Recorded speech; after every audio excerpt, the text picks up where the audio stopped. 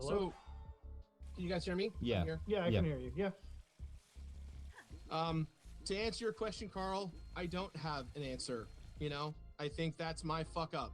What's interesting is that I've never seen a single person ask what question Gerard is responding to. This might be really important. During technical difficulties, Gerard said that he could hear us, but we couldn't hear him. While Gerard was trying to get his microphone figured out, I asked him this question. And the reason I didn't include this in any of my videos is just because Mutaha was playing clips that were recorded in the audio, so it didn't sound good. But you can still hear what I ask.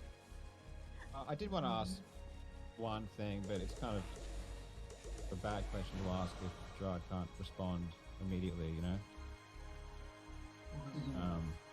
But I think just the way that I'll portray this. the reason why this is a bigger problem than it otherwise may have been is because Gerard, when you were on Indie Land, even recently, you were saying that you were giving money to people. You were giving money to UCSF, AFTD, and Alzheimer's Association. And I just wasn't sure why you were saying those things publicly if you knew that the money was not being sent anywhere. Now we can listen to Gerard's answer, knowing the context. Hello? So, can you guys hear me? Yeah. Yeah, I can hear you. Yeah. To answer your question, Carl, I don't have an answer. I think that's my fuck up. I have personally donated to AFTD and Alzheimer's Association over the years, and that's where, again, I assumed the money was going there to support them as we were talking negotiations about working with them. I don't really have a true answer for that, and that's on me completely, and I will own up to that. This answer is not good. I mean, he even says he doesn't have an answer and that it's his fuck up. He then says that he made personal contributions to those organizations, which doesn't count, and says he assumed the money was going there. But that makes no sense because he already admitted that he knew in 2022. I distinctly remember immediately understanding during that call that Gerard was spouting nonsense. I felt as though he was lying to us, which did end up being true. And this is one of the reasons I didn't say much during that call.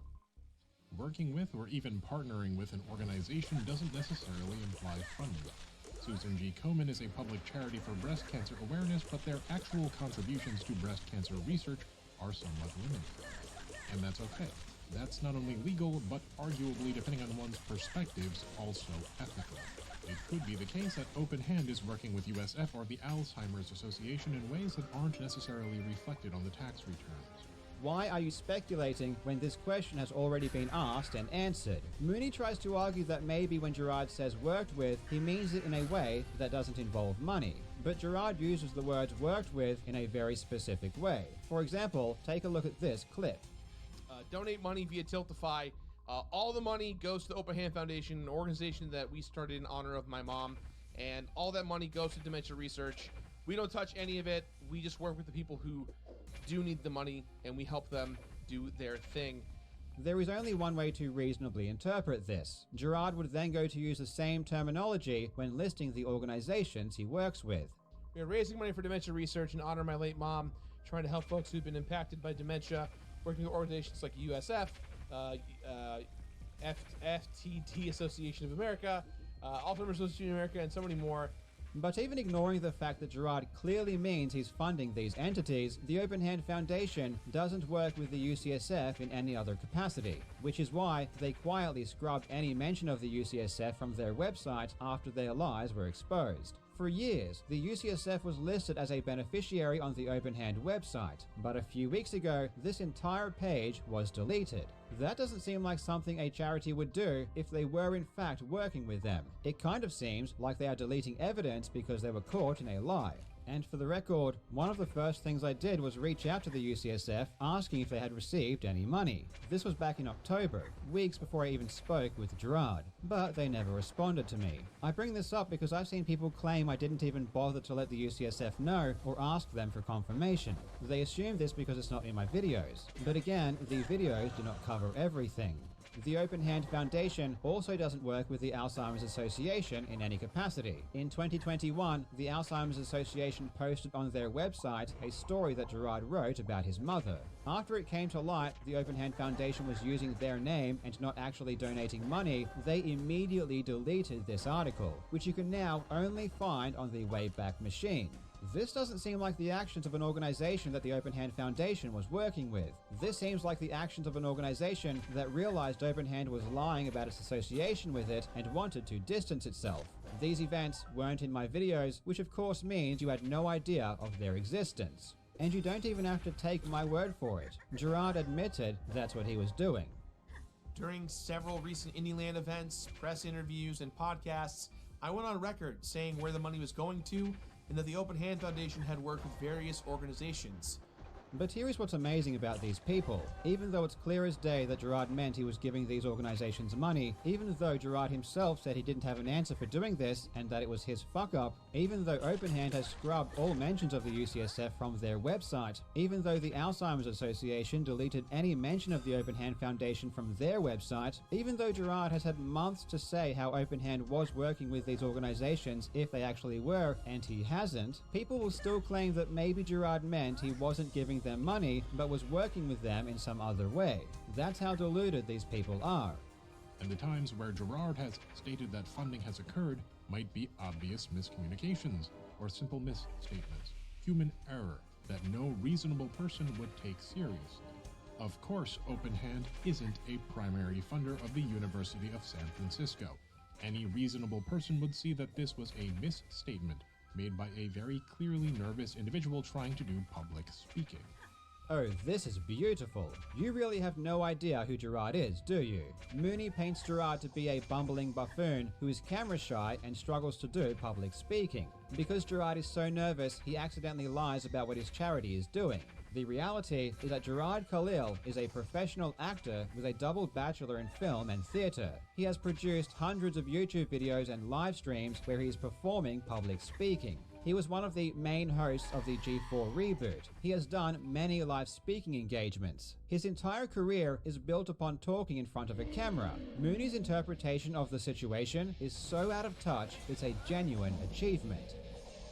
If one interprets these statements uncharitably, though, then it looks like Gerard is obfuscating the truth of the matter, which is that the money going into Open Hand isn't being spent on what he says it is. This uncharitable position is the one Jobst takes from the get-go. Dude, he already admitted it. If we take this uncharitable approach and then apply the facts to our legal definition, if Gerard did actually know that Open Hand was holding on to all of the money, or he should have known that this was the case, but he continued to say that he's worked with all of these charities and has donated money to help families, he is guilty of a misdemeanor. Well, that's good to know because Gerard literally admitted to knowing that the funds weren't being donated in 2022 and still continued to lie in 2023. So what more is there to be said? Here's the thing though, legal justice, unlike YouTube drama, has some rules of engagement. And a fundamental rule of justice is that people are innocent until proven guilty. And so, I'm inclined to consider Gerard's statements charitably. Did you not hear what I just said? He admitted it. Even if one says, okay, I believe Open Hand has worked with the organizations it says it has and has contributed something, if not funds, to parents who are trying to figure out dementia, etc., then one could still make the argument that Gerard should have known that his statements may have been misleading. This is especially the case for the most recent IndieLand event, at which time I believe Jobst had already conducted the interview with Gerard and made his intentions known. Wait, what? You believe that during IndieLand 2023 I'd already spoken to Gerard? Why would you need to believe anything? It would take 2 seconds to check, and if you did that, you'd know that you're completely wrong. IndieLand was October 27 to 29, and I emailed Open Hand on November 4. These emails with the dates are shown in my video. And obviously the call had to happen after the emails because we spoke at length about the emails during this conversation. Oh, but that's right, you didn't listen to the call and have no idea what you're talking about. Gerard, even if the statements he made are considered charitably, has arguably uttered a false statement about Open Hand negligently, without due consideration of the facts which by use of ordinary care he should have known. This potential argument of negligence is corroborated by Gerard's statement that he didn't know that Open Hand had never donated the money. It could be argued that Gerard, as the primary fundraiser for Open Hand and as an officer of that organization, should have known that Open Hand hadn't made any monetary distributions and thus acted negligently when making his statements implying that it had. Mooney goes on for several minutes talking about how if Gerard was negligent, it may still be charity fraud. Though again, Gerard already admitted that he knew the money wasn't donated, so we know this isn't negligence. That said, given what I've seen of Gerard's statements and of the law itself, I'm inclined to call this initial allegation of charity fraud plausible. Despite knowing nothing about the situation, Mooney still says charity fraud is plausible, which goes to show just how bad things really are. And despite agreeing that Jobs' allegation of charity fraud is plausible here, I still have strong feelings about his sloppy research. As such, I'm going to further distinguish this finding of plausible by stating that Jobs' initial statement in his first video that Gerard's behavior was almost certainly illegal is trouble. This is not how justice works. You don't find the label to fit the deed and then gather evidence after the fact. You can't start with, it's definitely charity fraud, and then go hunting for evidence, because if you go hunting for witches, you will inevitably find them. There are so many things both wrong and insulting here, it's going to take a bit to break down. First of all, gotta love the irony of accusing me of sloppy research. Mooney thinks reading a legal statute means you're an expert on a subject and you've done worthwhile research. Well, instead of doing that, I investigated the actual facts of the matter. And because Mooney didn't, he looks like a total fool. This is not how justice works. You don't find the label to fit the deed and then gather evidence after the fact.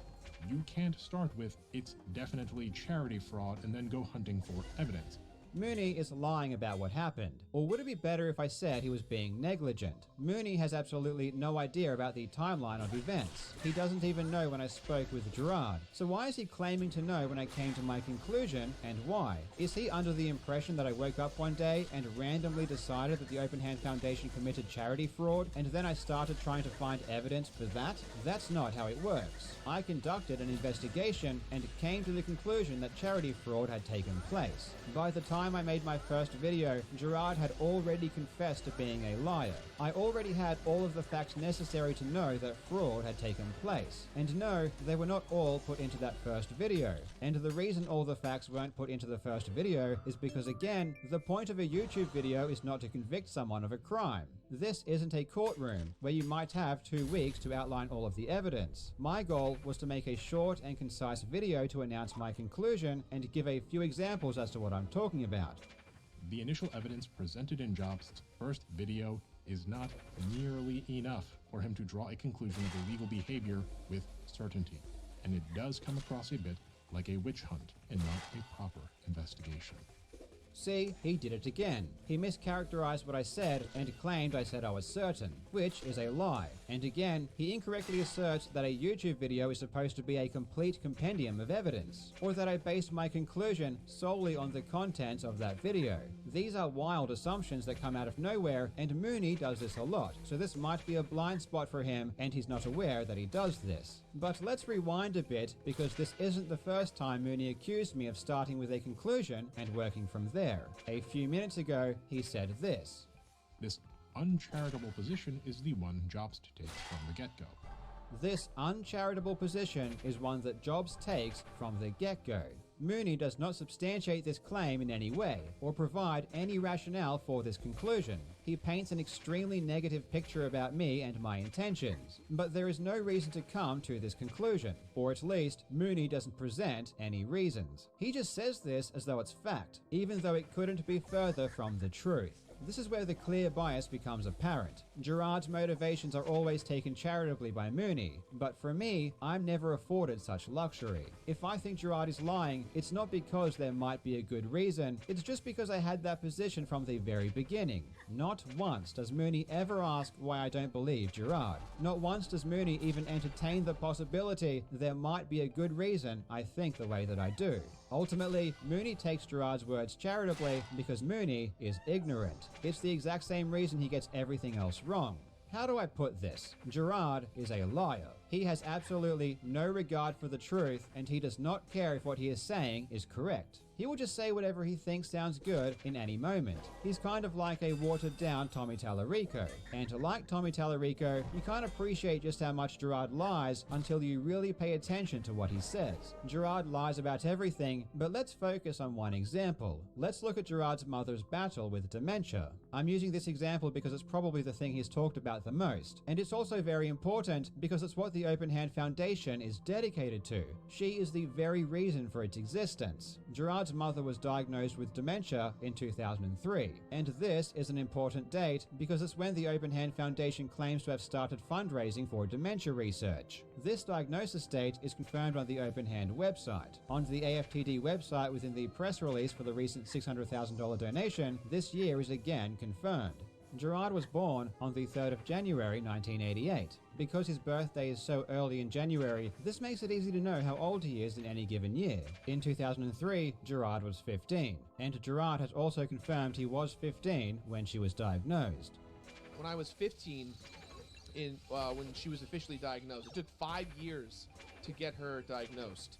Now, based on the information I've presented to you, you would think it was safe to assume she was diagnosed in 2003. But then in Gerard's response video, he said this.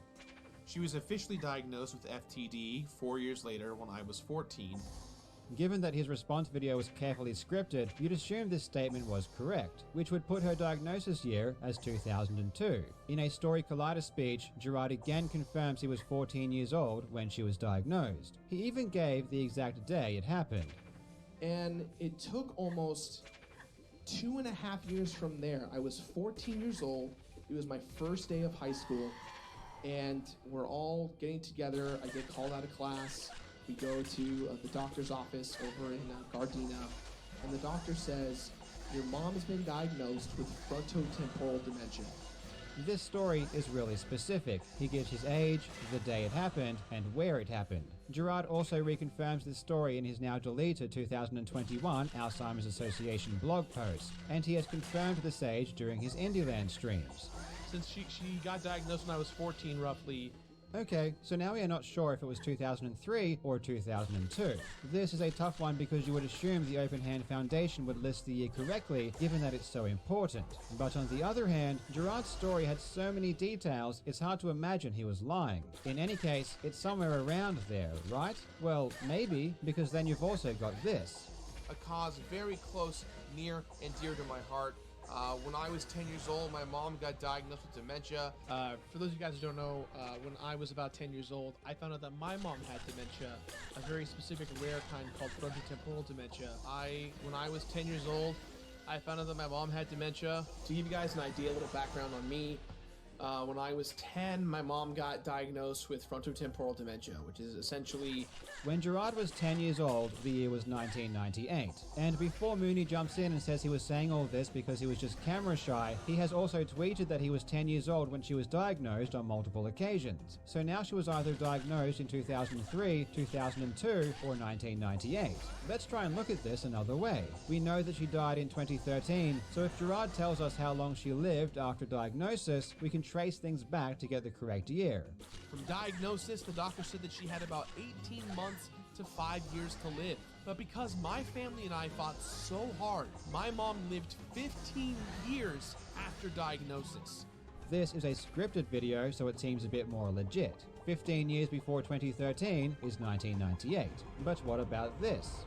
Lived until about 2013. So she lived 16 years after diagnosis, and is one of the hardest fighting survivors of her illness, specifically from diagnosis to death. So 16 years before 2013 is 1997. So now the potential diagnosis years have increased to 4. You can start to see that something isn't quite right here. This is not normal behavior. And trust me, I'm barely scratching the surface. I could go all day. But listen to that last clip again, because Gerard said something interesting. She lived 16 years after diagnosis, and is one of the hardest fighting survivors of her illness, specifically from diagnosis to death. So he said she was one of the hardest fighting survivors, specifically from diagnosis to death. That's a very, very interesting claim. I don't really know what it's supposed to mean, but let's check the life expectancy for people diagnosed with FTD. I'm going to use the AFTD website because it's the one Gerard donated $600,000 to. So if he thinks they are an authority, that's fine by me. According to the AFTD, people diagnosed with FTD have a life expectancy of 7 to 13 years. I gotta be honest, I don't believe a single word Gerard says, so I'm going to go with the Open Hand website and assume her diagnosis was in 2003, which means she survived for 10 years after diagnosis, which is right smack bang in the middle of the average life expectancy. So again, I don't really know what Gerard means. But it's not the only time he's ever said something like that. And she went on to have it for 16 years. She's one of the oldest, or the longest lasting person from diagnosis of her illness. She got it when I was 10, and she passed away when I was 26. I am someone who has who had a mom who had dementia. I was 10 years old when my mom got dementia, and she passed away when I was 26. So she actually was one of the longest surviving members of FTD, or I shouldn't say members, but really people diagnosed with FTD.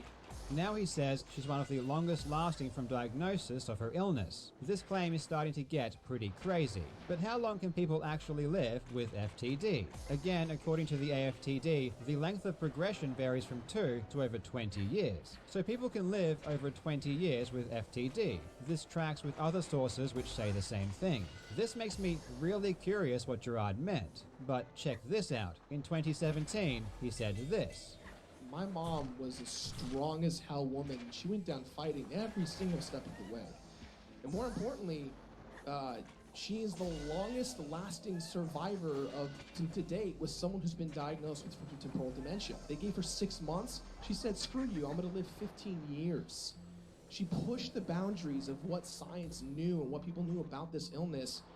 This is the most insane claim I've ever heard Gerard make. She is the longest lasting person ever? She pushed the boundaries of what science knew? This is intense. Gerard obviously knew how crazy this lie was because he never made it again after this and toned it down a lot in those other clips I showed. Gerard also just makes things up. He claims that people who are diagnosed with FTD live for 6.5 months. Usually someone who's diagnosed with FTD lasts about 6.5 months. Not 6 months, not 7 months, 6.5 months. I think this is funny how specific it is, given that it's so utterly wrong. He claims that most people with dementia die of malnutrition, which is also just flat out wrong. The most common factor upon death for dementia patients is lack of appetite and just not eating. Most people who die of dementia die because they stop eating. Usually someone who's diagnosed with FTD lasts about 6.5 months. Mostly due to malnutrition, just not getting enough food, not eating enough, not being present. The leading cause of death for those with dementia is pneumonia. This is confirmed by both a 2009 and 2023 study, with cancer and heart disease following behind. Talking directly on this point, Alzheimer's Research UK states that people with dementia can sometimes die directly as a result of lack of food or drink, although this is rare. Let's look at something a bit more light-hearted. Gerard's job at Best Buy. Apparently Gerard was a good salesman, and because of Gerard, his Best Buy did really well. I worked at Best Buy, selling games. And the thing about Best Buy is I'm a visceral fucking high selling video games. I earned nothing for selling video games, but I was selling passion. That's the thing that I liked. And I loved it. I loved it so much. And I didn't earn any extra money for it. I'm just saying like, hey, Mario Galaxy is fucking good. You should buy it. Mario Galaxy is sick. I love these games. You should buy them. And my Best Buy store is incredibly weirded out because if you look at the charts of like successes of like what was taking off at the time, you kind of saw that our Best Buy was like #1 in our territory for video. You kind of saw that our Best Buy was like #1 in our territory. This is really weird language to use. Either it was #1 in the territory or it wasn't. How can you kind of see that your store was like #1? It just seems like Gerard is making this up. But this isn't the only time he's talked like this. Because in my store, we had some of the highest sales numbers in the country in regards to video games. Because I was that weird guy that would dumpster dive at GameStop to get statues like that clean it off, and then bring it into Best Buy. And I put it there because I want people excited about buying a game. Like, Now he's saying that because of him, his Best Buy had some of the best sales numbers in the country, not just the territory. I don't know if this is true or not, but Gerard would then go on to say this. And it actually changed my entire approach of how I marketed to sell games in the store.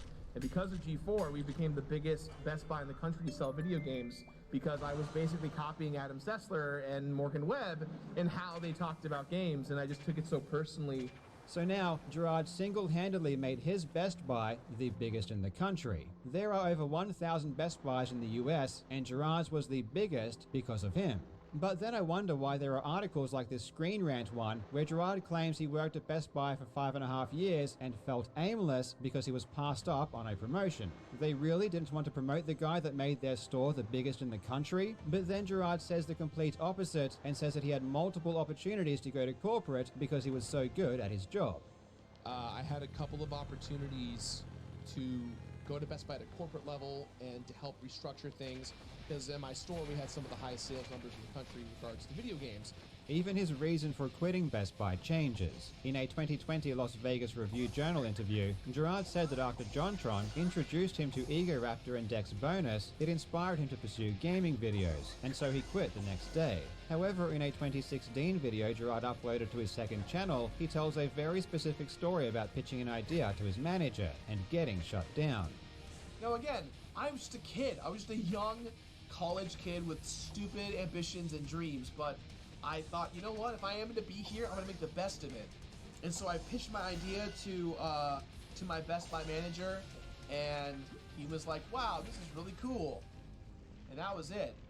And it sucked. It drove me crazy because I ran analytical data to prove that what I was doing was working. I had receipts and facts and proof and people, you know, giving me congratulations on doing such a good job because I was adamant and passionate about making it work. This exact exchange I had with the manager at the time is the reason why I left Best Buy, because every time I kept reinventing ways to sell games, to talk to people, to communicate.